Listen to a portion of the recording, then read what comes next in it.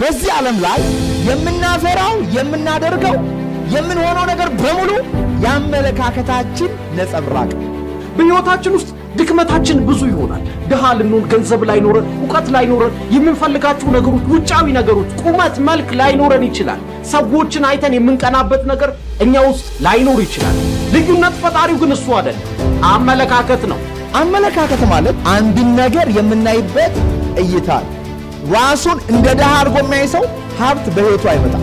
አመለካከት አንዱን በይ አንዱን ተበይ አድርጎታል። አነስተኛ አመለካከት ያለው ሰው ትልቅ ሕይወት አይኖርም።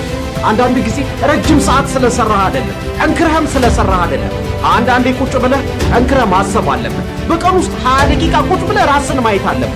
ለምሳሌ 6 ቁጥርን ብትመለከቱ በዚህ ጋር 6 ነው፣ በዚህ ጋር ሲመጣ ደግሞ ስንት ነው?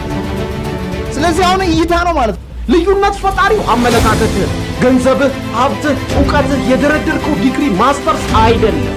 ይሄ ጎሎኛል ማለት የለብህም። አመለካከት ነው ልዩነቱን የሚፈጥረው። ችግርህ ሲመጣ ሊበላኝ ነው፣ ወይኔ ዋጠኝ፣ ወይኔ ጉዴ ማለት የለብህም። ማለት ያለብህ ሊተኩሰኝ፣ የምፈልግበት ሊያደርሰኝ፣ የምፈልገውን ነገር እንዳገኝ ብልጠቱን ማይንድ ሴቱን ሊሰጠኝ ይሄ ችግር ገጠመኝ ማለት አለብህ። እያንዳንዳችን አለባበሳችን ይለያያል። የባንክ አካውንታችን ይለያያል። የፀጉር ስታይላችን ይለያያል።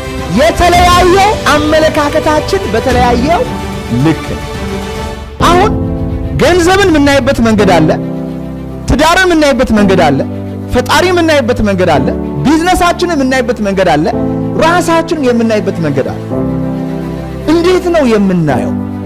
ተሸናፊ ነኝ ብሎ የሚያምን ሰው በፍጹም አያሸንፍም።